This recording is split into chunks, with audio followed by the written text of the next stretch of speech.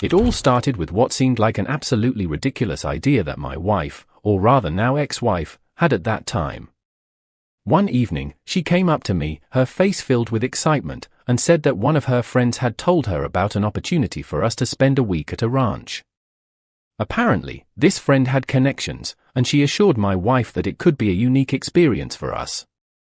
The whole idea sounded a bit strange to me, so I asked, "What do you mean by a vacation? Are we supposed to go there and work?" I wasn't keen on spending my time off doing farm chores or something similar, and I wasn't afraid to make that clear. My wife laughed and assured me that it was nothing like that. She said it would be more of an excursion, living there for a week, observing animals, riding horses, and just enjoying life away from the city. She emphasized that this was a special deal, something we were getting only because of her friend's connections. To be honest, I wasn't too thrilled about it at first. I'm a straightforward man who likes clear plans, and this whole situation seemed a bit too vague for my liking. I asked her if we could really trust these people, considering they were strangers. My instinct is always to be cautious, especially when it involves going somewhere remote with people I don't know. But she just smiled and said, "You'll see. It'll be fine." The way she said it made it clear that she wasn't really interested in hearing my doubts, and I decided not to press the matter, at least not yet. A few days later, my wife invited her friend over to discuss the trip in more detail. I thought it was only reasonable to meet this person if I was supposed to trust her word. The friend seemed nice enough, though I could tell right away that she had an unusual air about her. She was one of those people who had a sort of restless energy, talking fast and constantly shifting from one topic to another. When I asked her about the ranch and what exactly we could expect, she assured me that it was all perfectly arranged. According to her, the woman who ran the ranch was a good friend of hers, although she did mention, almost in passing, that this friend was a bit eccentric. I didn't particularly like the sound of that, but I kept my opinion to myself. The more they talked about it, the more it felt like the whole thing was already decided, regardless of how I felt. My wife seemed genuinely excited, and her friend kept talking about how amazing and unique this opportunity was, something we wouldn't be able to experience under normal circumstances.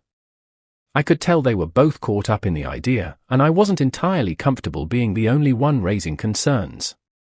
At the same time, I wasn't about to just let it slide without making sure I knew what we were getting into.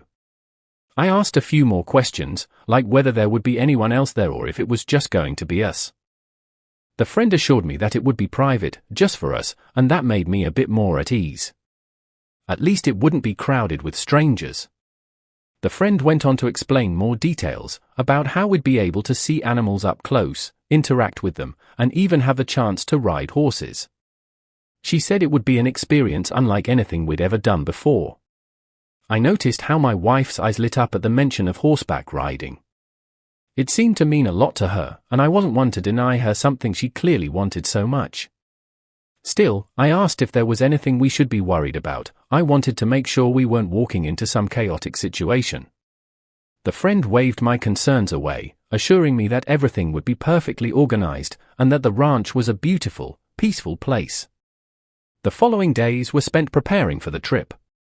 My wife was in high spirits, talking about what we should pack and making plans for what we would do once we got there. I mostly kept to myself, listening and nodding along, though I couldn't shake the feeling that this whole thing might end up being more trouble than it was worth. Still, I'd given my word, and once I agree to something, I follow through. Eventually, we set a date, and everyone seemed ready to go. In the end, we all agreed to take this leap, hoping it would turn out to be the adventure they promised it would be. A week later, we all met up, ready for the trip. I had taken time off from work, and so had my wife. We packed our bags, and I couldn't help but notice the stark difference between our luggage. My things fit neatly into a single backpack, while my wife had a massive suitcase for herself.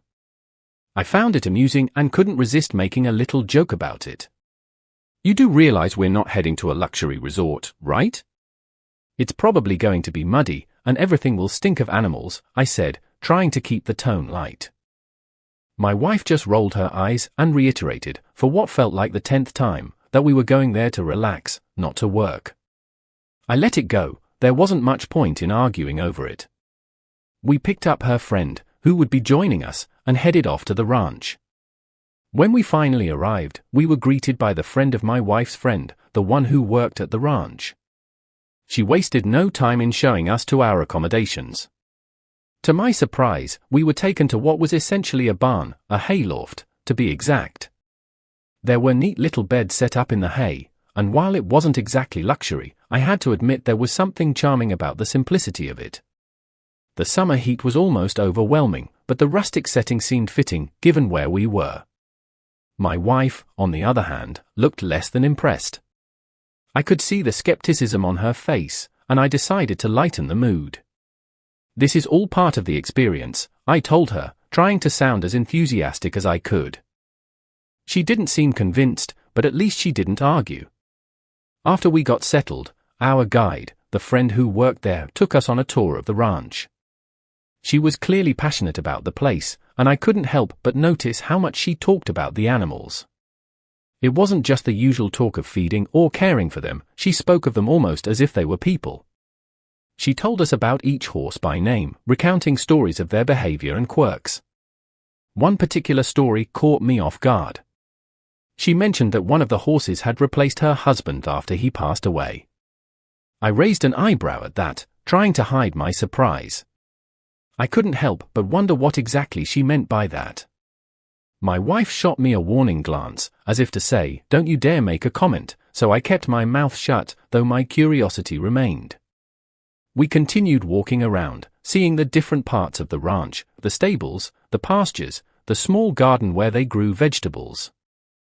It was a lot to take in, and while I wasn't exactly thrilled about the whole idea initially, I had to admit that there was something peaceful about the place. The animals seemed well cared for, and there was a sense of routine that I could appreciate. The friend working there kept up her commentary, explaining how things operated and what we could expect during our stay. She was clearly knowledgeable, though I couldn't shake the feeling that she was just a bit too attached to the animals. It wasn't necessarily a bad thing, just different. Later that day, as the sun began to set, we gathered for dinner. It was a simple meal, but it felt fitting for the setting. We all sat around a large wooden table, and I noticed how the atmosphere seemed to shift as the evening went on. The conversation flowed easily, mostly focused on the ranch, the animals, and what we could expect in the coming days. I didn't say much, preferring to listen and take it all in. The friend who worked there dominated the conversation, once again talking at length about the animals. She had a way of making everything about them, whether it was the way they interacted with each other or the roles they played on the ranch. My wife seemed interested, nodding along, while I mostly kept my thoughts to myself. At one point, the friend brought up an upcoming visitor. She said there would be someone else joining us soon, and she made a point of telling us not to be too alarmed by him. Apparently, this person had a penchant for joking around, and she warned us to be on our guard. I wasn't quite sure what to make of that. It seemed a bit odd to me to warn guests about someone before they even arrived, but I decided not to read too much into it. My wife's friend seemed unfazed, and my wife herself just nodded, as if it was the most normal thing in the world. I, however, couldn't help but wonder what kind of jokes we were supposed to be prepared for. The friend went on to elaborate a bit, saying that this person was known for his unpredictable sense of humor and that he loved to surprise people. I wasn't exactly thrilled to hear that. I like things to be straightforward, and surprises aren't exactly my idea of fun, especially not when I'm in an unfamiliar place surrounded by people I don't really know. But I decided to keep my thoughts to myself for the time being. After all, we were here now, and I wasn't about to start complaining right away. Besides, I figured it might not be as bad as she made it sound. Maybe it was just her way of preparing us for someone who was a bit more eccentric than usual. As dinner wrapped up, I could tell that my wife was still excited about the whole experience, and that, more than anything, kept me from voicing my concerns. She deserved this time away, and if it meant dealing with a few odd characters along the way, then so be it. The friend who worked there seemed genuinely invested in making sure we had a good time, and I figured that was worth something. We finished our meal, and as the sun dipped below the horizon, the air finally started to cool. I looked around at the others, all chatting and laughing, and decided that maybe, just maybe, this wouldn't be as strange as I initially thought. As the night fell and we prepared to settle in, I couldn't help but notice the strong scent of hay that filled the entire space. It was different from anything I was used to, a combination of earthiness and something almost comforting. It wasn't what I would call pleasant, but it had its own charm. We lay down on our makeshift beds in the hayloft, and as I looked around, I realized that this was definitely far from what I expected when my wife suggested our vacation. I tried to push away my thoughts and make the best of it, but something about the whole setup made me uneasy. I turned to my wife and commented, "These people are definitely unusual." Especially that bit about the horse replacing her husband. There was something there that didn't sit right with me. I didn't mean to sound judgmental, but I was genuinely puzzled. My wife frowned at my comment and gave me a disapproving look. "That's not fair," she said, her voice low but firm. "Talking about her late husband like that, it's just disrespectful." I shrugged, not really wanting to argue. It wasn't like I was trying to insult the woman, it was just strange to me. I didn't say anything more, knowing that pushing the subject would just make things worse. She turned away, and I could tell that she was annoyed, but I wasn't about to apologize for pointing out something that made me uncomfortable. We were in an unfamiliar place, surrounded by people I didn't know, and I wasn't going to ignore my instincts just to avoid a disagreement. As we lay there in the dim light, trying to get comfortable on the beds of hay, the conversation took a different turn. My wife's friend, who had been quiet up until that point, suddenly chimed in. She started complaining about how uncomfortable the sleeping arrangements were and how she doubted she'd get any rest at all. Her complaints were almost amusing, especially considering that she had been so enthusiastic about the trip earlier. I couldn't help but smirk at her change in attitude. It wasn't long, though, before her complaints turned into curiosity about the mysterious person who was supposed to join us. She seemed genuinely intrigued, and the way she spoke about it made me think she knew more than she was letting on. After a few minutes, my wife's friend seemed to drop her complaints entirely and instead began to speculate about the identity of the mysterious person. It was almost as if her discomfort had been forgotten entirely. She spoke with such energy that it became almost comical. She mentioned that it might be the brother of the woman who worked at the ranch, someone she hadn't seen in years. Apparently, he worked on a different ranch, though she never quite explained why. It was clear that there was some kind of story there, but she danced around the details. I listened quietly, trying to piece together what little information she provided, but it wasn't much to go on. The way she talked about him made it seem like he was some kind of enigma, someone with a past that nobody really understood. At one point, my wife's friend began reminiscing about the brother of the woman who worked at the ranch, about how they used to play together as kids and how he always had a wild streak. She spoke with a mix of fondness and exasperation, describing how he would always get them into trouble. It was clear that she cared about him, but there was also a hint of worry in her voice. She mentioned that he had always been a bit unpredictable, and that was part of the reason why no one really knew what he was up to now. My wife listened intently, clearly fascinated by the story. I, on the other hand, was starting to feel like this was more information than I needed. The more I heard, the more I felt like this person might be more trouble than he was worth. Eventually, the conversation began to wind down, and the exhaustion of the day caught up with us. It was nearly 3 a.m. by the time we finally decided to call it a night. My wife's friend had talked herself hoarse, and even my wife seemed ready to get some sleep. I lay back, closing my eyes and trying to block out the lingering thoughts that still nagged at me. There was something about this place that I couldn't quite put my finger on, but for now, I was too tired to care. We all settled into our makeshift beds, and within minutes, the loft was filled with the sound of slow, even breathing as we drifted off to sleep. The next morning, we were awakened early by the sound of someone calling out to us, urging us to get up. It was time for breakfast, and after that, we would be heading out for a ride on the horses. The sun was already high, and the heat of the summer day was beginning to settle in. We gathered ourselves, shook off the drowsiness, and headed out to join everyone for a simple breakfast. The mood was light, and the conversation centered around the day's plans. As we ate, I turned to my wife's friend and asked her, "So, is it going to be your brother joining us today?" She nodded, confirming my assumption. There was a hint of something in her eyes, maybe excitement, maybe apprehension, but I didn't dwell on it. After breakfast, we made our way towards the stables. As we approached, I saw him for the first time. He was standing near the horse paddock, tall and seemingly confident. At first glance, there was nothing particularly strange about him. He looked like an ordinary ranch worker, dressed in worn-out jeans and a faded shirt, his hands resting comfortably on the fence as he watched the horses. The way he held himself gave off an air of familiarity with the place, but I could sense something else underneath, something I couldn't quite put my finger on. We all greeted each other, and he seemed polite enough, his smile easy and casual. He offered to help my wife's friend get up on her horse, and she accepted, climbing onto the fence so he could give her a boost. Just as he was helping her into the saddle, the atmosphere shifted abruptly. From across the paddock, an old man, clearly someone in charge, came storming over, his voice raised in anger. He shouted at the young man, his tone dripping with frustration, "Get away from that horse. How many times do I have to tell you? Haven't you learned by now?" The sudden outburst caught all of us off guard. The young man quickly stepped back, raising his hands in a gesture of surrender.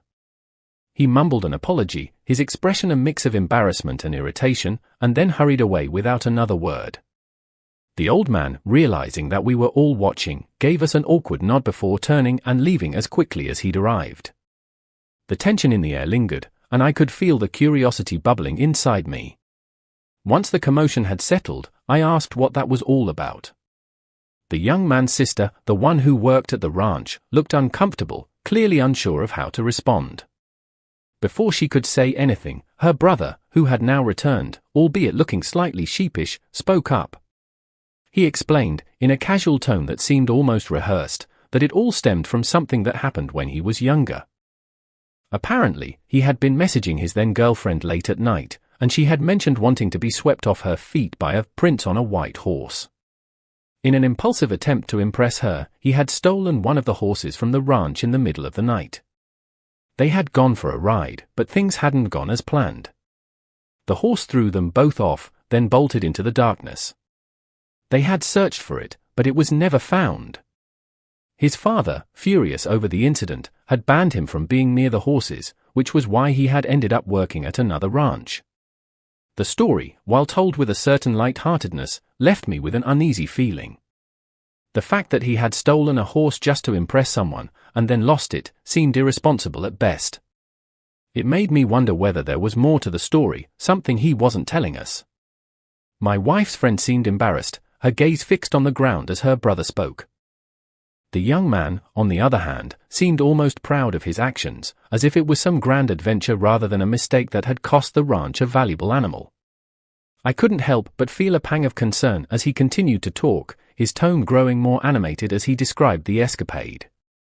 It was clear that he didn't see anything wrong with what he'd done, and that bothered me. Despite the awkwardness of the situation, we eventually moved on, preparing for the ride ahead. We each chose a horse, and the young man, despite his supposed restrictions, was there to help us get ready. He spoke about the horses with a strange intensity, describing their personalities and how to handle them. There was something about the way he spoke that made me uncomfortable. He compared the horses to women, talking about how they needed to be tamed and understood. The way he spoke, it was almost as if he was implying something more, something inappropriate. My wife seemed unfazed by his words, but I couldn't help but feel a knot forming in my stomach. The way he patted the horses, the way his hands lingered just a bit too long, set off alarms in my mind. Eventually, we finished the ride and returned to the stables. The young man dismounted and began helping everyone else down from their horses, his hands lingering just a bit too long as he assisted my wife and her friend. I watched, my jaw clenched, as he smiled and made small talk, his eyes lingering on them in a way that made my skin crawl. I wanted to say something, to call him out on his behavior, but I held back. We were guests here, and I didn't want to cause a scene, not yet, anyway. Instead, I focused on getting my horse settled, keeping a close eye on him the entire time. Once everything was done, we headed back to the hayloft to rest. The day had been long, and the heat had taken its toll on all of us. My wife and her friend were still chatting, their spirits high from the ride, while I remained quiet, my thoughts focused on the young man and his strange behavior. There was something about him that didn't sit right with me, and I couldn't shake the feeling that we hadn't seen the last of his antics. For now, though, it was time to rest. We were all exhausted, and as the sun dipped below the horizon, we settled in for the night, hoping that tomorrow would bring a more straightforward day.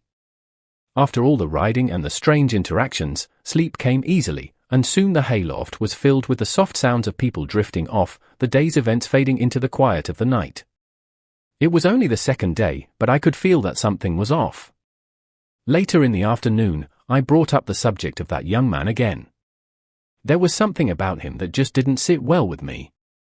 I turned to my wife and made a comment about how strange the whole situation was. Sure, the day had been enjoyable, but the things that Guy said, the way he acted around the horses, it all made me uneasy. My wife, of course, didn't see it the same way. She brushed it off as me overreacting. "Maybe you're just reading too much into it," she said, her tone light. Her friend chimed in, agreeing, and even joking that maybe I was the one with a strange perspective. I shook my head, trying to ignore their laughter, and insisted that there was something wrong there. But eventually, I let it drop, knowing that continuing the argument wouldn't get me anywhere. The rest of the evening passed quietly enough, but I couldn't shake the feeling of unease. The others seemed to be enjoying themselves, laughing and talking as if nothing had happened, while I kept my thoughts to myself. By the time night fell, I started to feel physically off as well. A wave of fatigue washed over me, and I could feel the telltale signs of a fever setting in. I tried to ignore it at first, thinking maybe it was just the heat of the day catching up with me, but it wasn't long before I knew that I was actually getting sick.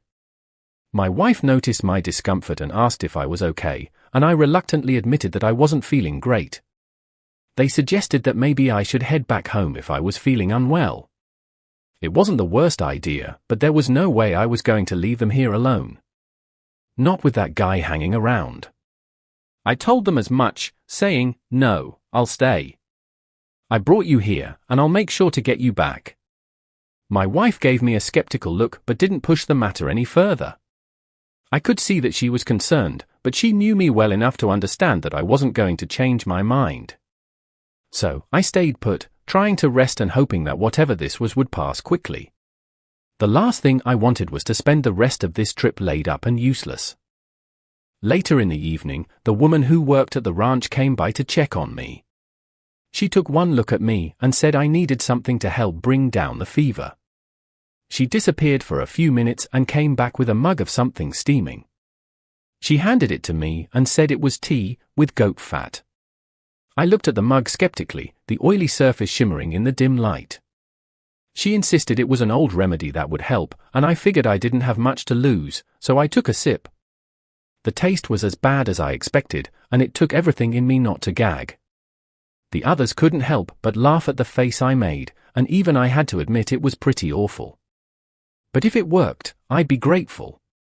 Just as I was trying to get through the tea, the young man, the brother, showed up. He walked in with his usual confident swagger, and immediately the atmosphere shifted. He looked at the women and said, "All right, ladies, come with me. I'm about to show you some sizes you've never seen before." His tone was playful, but there was something about the way he said it that rubbed me the wrong way. I narrowed my eyes, trying to figure out what he meant. "What sizes?" I asked, my tone sharp. He glanced back at me with a grin and said, "The bulls. We're going to go see the bulls. Maybe I'll even show them a little red cloth, give you a show." The women seemed intrigued, exchanging glances before getting up to follow him. I watched them go, a knot of irritation forming in my chest. There was something about the way he spoke, the way he carried himself, that made me want to tell him to back off. But I held my tongue, knowing that starting something now wouldn't do any good. Instead, I stayed where I was, sipping at the disgusting tea and trying to focus on anything other than the unease that seemed to grow stronger with every passing minute. Once they left, the place felt eerily quiet. The only sounds were the faint rustling of the hay and the distant noises of the animals outside. I leaned back, trying to make myself comfortable and hoping that the tea would start working soon. I couldn't shake the feeling that I should have gone with them, but my body felt too heavy, too weak to move. I wasn't in any condition to be of much help to anyone right now, and that only made the irritation grow. I hated feeling this useless, especially here, in a place that already made me uneasy. I took another sip of the tea, forcing it down despite the awful taste. It wasn't just the fever that had me on edge. It was everything, the strange behavior of the young man, the way my wife seemed to brush off my concerns, the fact that I was now stuck here feeling like I was falling apart. I couldn't remember the last time I'd felt this powerless, and I didn't like it one bit. I tried to push the thoughts away, telling myself that it was just the fever making everything seem worse. But deep down, I knew that wasn't entirely true. There was something wrong here, and I wasn't about to ignore it. So, I stayed put, lying back in the hay, the mug of tea resting in my hands. I could hear faint laughter in the distance, the sound of my wife and her friend with that guy, and it made my skin crawl. I wanted to get up, to follow them and make sure everything was okay, but my body refused to cooperate. Instead, I closed my eyes, taking slow, measured breaths, and tried to convince myself that they'd be fine. For now, all I could do was lie there, sipping on that awful tea, and wait for whatever came next. Later that evening, my wife returned, her face flushed with excitement. She wasted no time in telling me about the young man and how charming he was. She described how he had been showing off with the bull earlier, his agility and confidence impressing everyone who watched. She said that he had promised to stop by later in the night to give us some sort of performance. The way she spoke about him made me uneasy. I could feel the tension in my chest as she went on, and I finally interrupted her. "Isn't he taking a bit too much on himself?" I asked, my tone sharper than I intended. She looked at me with a raised eyebrow and, with a slight smirk, asked, "What, are you jealous?" I didn't bother denying it. "Yes, actually," I replied. "He's drawing way too much attention to himself, especially from you. And what's the deal with these nighttime performances? What's he planning to do, exactly?" My wife rolled her eyes, clearly amused by my reaction. "Come on," she said, "it's just a bit of fun. You don't need to make a big deal out of it." I could feel my irritation growing, but before I could say anything more, there was a knock on the door, and the young man himself appeared, accompanied by my wife's friend, who seemed equally eager to see whatever he had in store. The young man greeted us with his usual confident smile, his eyes lingering on my wife for just a moment longer than I liked. He didn't waste any time, urging the women to come with him to some place he had prepared. My wife's friend was already by his side, and my wife gave me a quick glance before following them. I didn't like it, not one bit, but I knew that arguing now wouldn't do any good. So, I stayed where I was, watching as they left the room, my unease only growing stronger. Once they were gone, I tried to focus on anything else, but it was no use. The whole situation felt wrong, and I couldn't shake the feeling that something was about to happen. A few minutes later, the young man returned alone. He walked in casually, as if he owned the place, and looked at me with that same smug grin. "Not bored here all by yourself?" he asked, his tone dripping with mock concern. I narrowed my eyes, already tired of his games. "I'm fine," I replied, my voice flat. He didn't seem to care about my answer, though. Instead, he stepped closer, leaning against the wall and crossing his arms as he looked around the room. There was a moment of silence before he spoke again, his voice lower this time, almost conspiratorial. "You know," he said, "you have a really beautiful wife. If I were in your shoes, I think I'd be losing my mind right about now." His words hit me like a punch to the gut. I could feel my jaw clench as I looked at him, trying to keep my temper in check. "What are you trying to say?" I asked, my voice cold. He just smiled, that infuriating smile that made my skin crawl, and shook his head. "Nothing," he said, his tone light. "Just thought I'd check in on you, see how you were doing." He pushed himself away from the wall and turned to leave, his steps unhurried, as if he had all the time in the world. I watched him go, my hands balled into fists at my sides. There was something about him that made every instinct in me scream that he was trouble, but for now, there wasn't much I could do. I stayed where I was, my thoughts racing. The audacity of the guy was unbelievable. The way he spoke about my wife, the way he seemed to think he could just waltz in here and say whatever he wanted without any consequences, it made my blood boil. But I knew that confronting him now wouldn't get me anywhere. He thrived on provoking others, on getting under people's skin, and I wasn't about to give him the satisfaction of seeing me lose my cool. Instead, I took a deep breath, trying to calm myself down. This wasn't over, not by a long shot, but for now, I had to play it smart. A little later, my wife and her friend returned, laughing as they entered the room. I could feel my irritation building again. The whole situation with that young man was really starting to get under my skin, and I couldn't stay silent about it any longer. I turned to my wife and said, "It looks like you've really gotten under his skin. I think it's best if you stop interacting with him until I get back on my feet." My tone was serious, and I could see the laughter vanish from her face. She stared at me, incredulous. "What the hell are you talking about?" she asked, her voice filled with irritation. I held my ground, refusing to back down. "Can't you see what he's doing? He's making moves on you, and he's only doing it because I'm not in a position to stop him right now. He's taking advantage of the situation," I said, my voice calm but firm. My wife rolled her eyes, clearly unimpressed with my assessment. "That's nonsense," she snapped. "You're just being paranoid. Maybe if you'd get better sooner, you'd see that there's nothing going on." She was clearly frustrated, and her friend looked equally annoyed, as if I was the one causing all the problems here. I knew I wasn't going to convince her, not in the state she was in. She was too caught up in the excitement of being here, too blinded by the novelty of it all to see what was really happening. I didn't like it, but there wasn't much I could do about it at the moment. She looked at me, her eyes narrowed, and said, "Listen, we're only here for a couple more days. Can you just try to have some sense and not turn into some controlling jerk?" The word stung, but I tried not to let it show. I knew she was frustrated, but I also knew that I was right about this guy. I wasn't imagining things, and I wasn't going to let him get away with it. Despite the tension between us, my wife and her friend were soon back to their cheerful selves. They mentioned that the woman who worked at the ranch had called them over for something, and before I could say anything more, they were heading out again. I watched them leave, feeling a mix of frustration and helplessness. I wanted to be the one to protect her, to make sure she was safe, but in my current state, there was little I could do.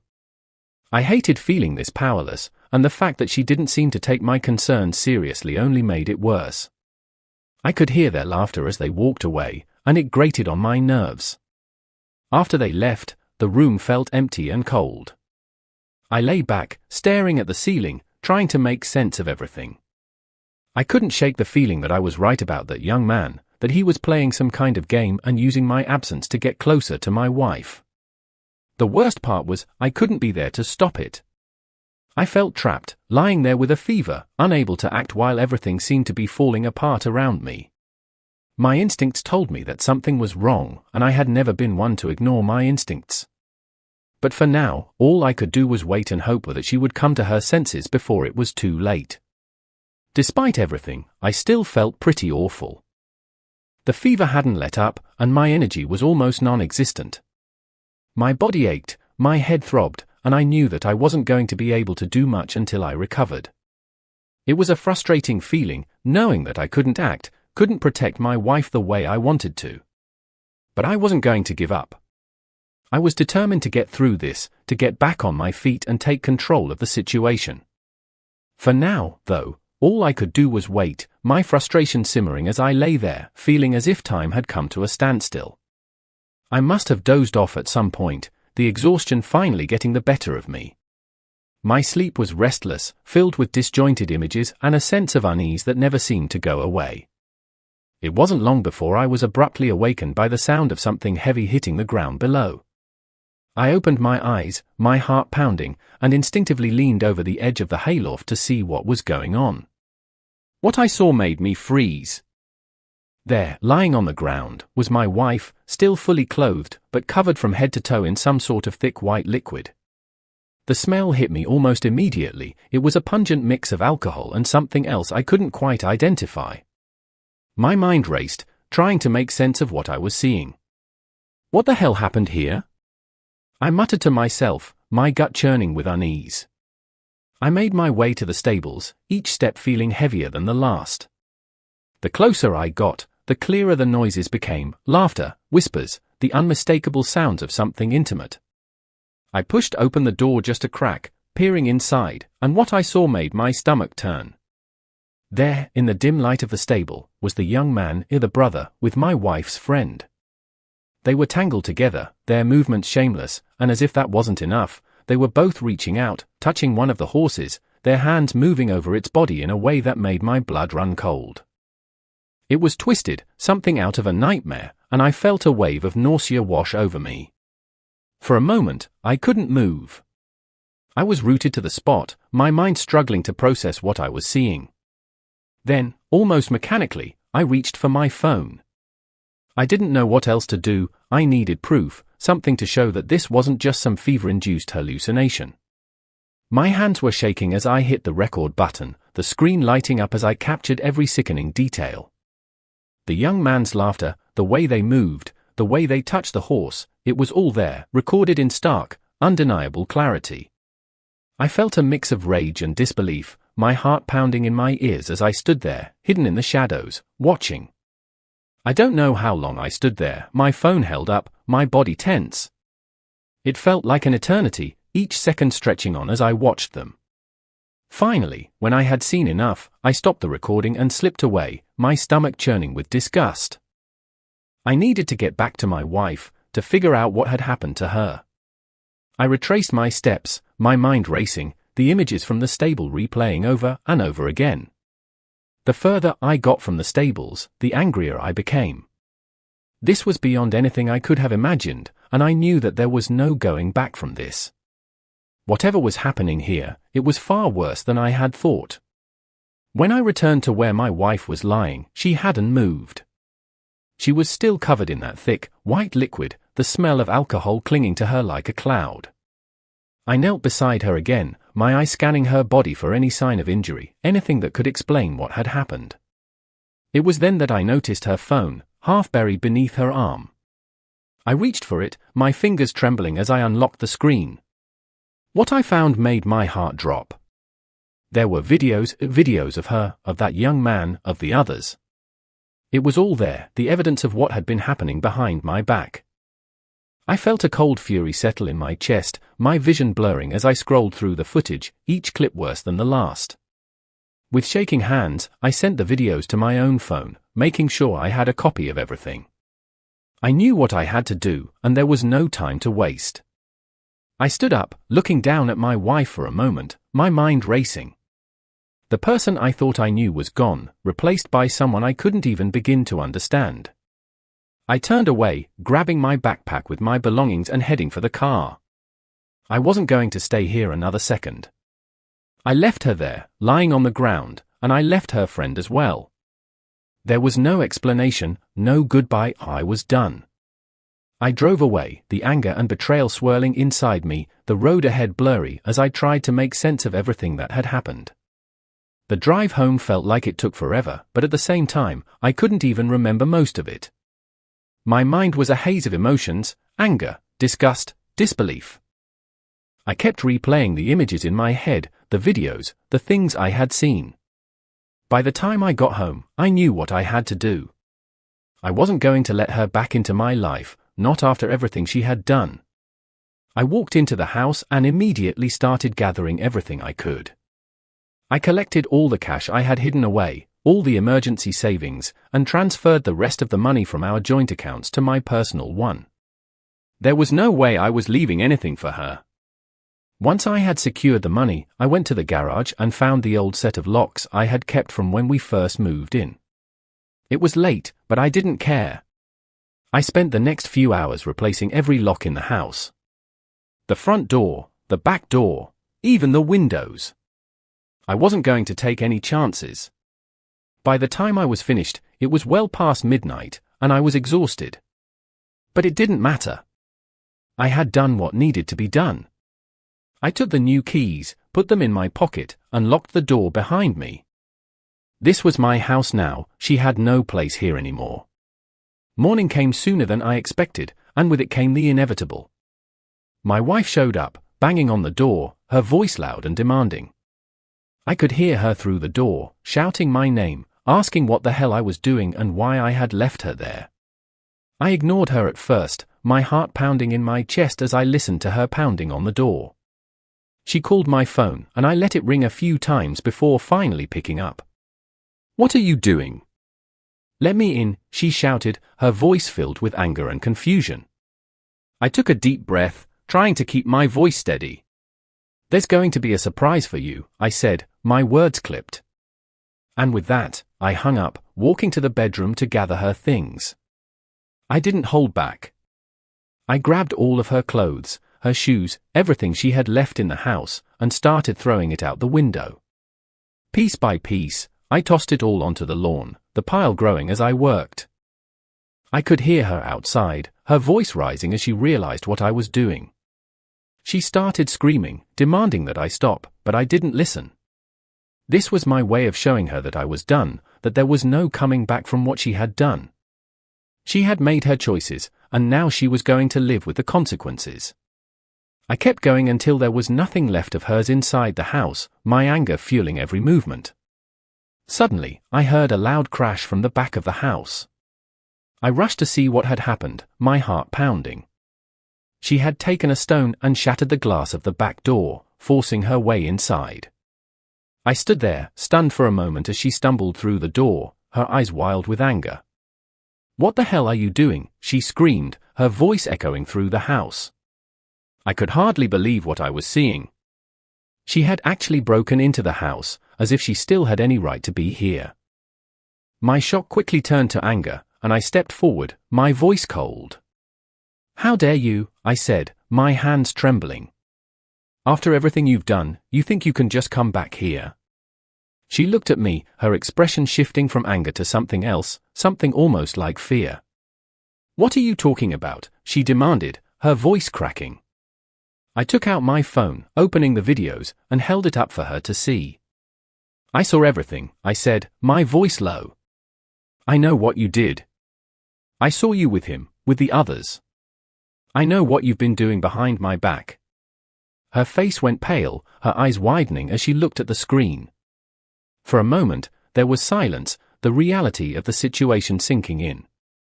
She opened her mouth to speak, but no words came out.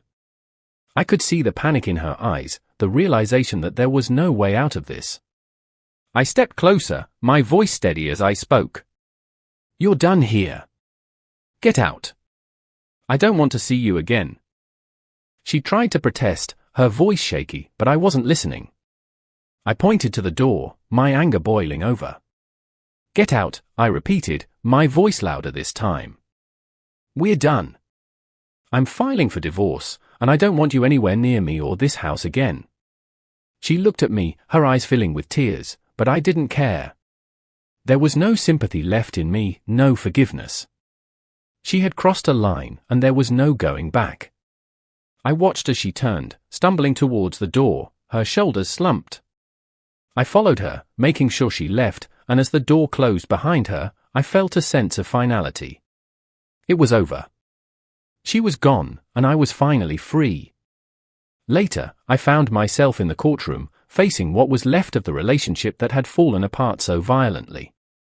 I had all the evidence I needed, the videos, the messages, everything that had happened at the ranch. The footage spoke louder than any words I could have said. It showed the betrayal, the depravity, and the truth of what had been happening behind my back. My lawyer presented it all, piece by piece, while I sat there, the anger still simmering inside me but controlled.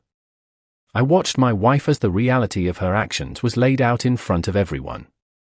She couldn't deny it, not with everything right there for the judge to see. In the end, the decision was clear. I was awarded the divorce, full separation of assets, and a restraining order to keep her away from me. It was a small victory, but it was a step towards finally putting this nightmare behind me. Once the court case was settled, I turned my attention to the young man, the brother. I couldn't just let him get away with everything he had done, not after what I'd seen. I did some digging and eventually found out where he was working. It was another ranch, not too far away. I wasn't about to let him continue his twisted behavior without consequences. I compiled all the videos that involved him, the ones that showed exactly what kind of person he was. It was sickening to watch it all again, but I knew it had to be done. I sent everything to the owners of the ranch where he worked, along with a warning. I told them to watch out, to be careful, because if he could do what he did at one place, he could do it there too. I wasn't sure what kind of response to expect, or if they would even believe me. But I couldn't just sit back and do nothing. The thought of him being around more animals, more people who had no idea what he was capable of, made my skin crawl. I knew I had to at least try to prevent him from hurting anyone else. A few weeks passed, and I finally received a response. It was a formal letter from the ranch, thanking me for bringing the situation to their attention. They had reviewed the footage and taken it seriously. They informed me that the young man no longer worked there and that they had taken additional steps to ensure the safety of their animals. The letter also mentioned that they had filed a report with the authorities for animal cruelty using the evidence I had provided. It was more than I had hoped for.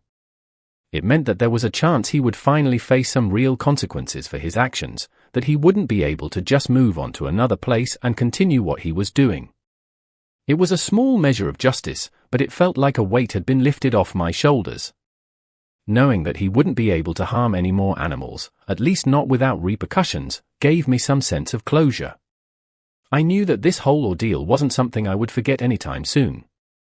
The betrayal, the lies, the things I had seen, they would stay with me. But I also knew that I had done everything I could to make things right, to protect others from the same kind of pain. It wasn't perfect, and it didn't erase what had happened, but it was enough for now. I had taken back control of my life, and I had made sure that those who had wronged me faced the consequences of their actions. As I put the letter away, I felt a sense of finality. The chapter was closing, and while the scars would remain, I was ready to move forward. I had faced the truth, taken action, and come out the other side.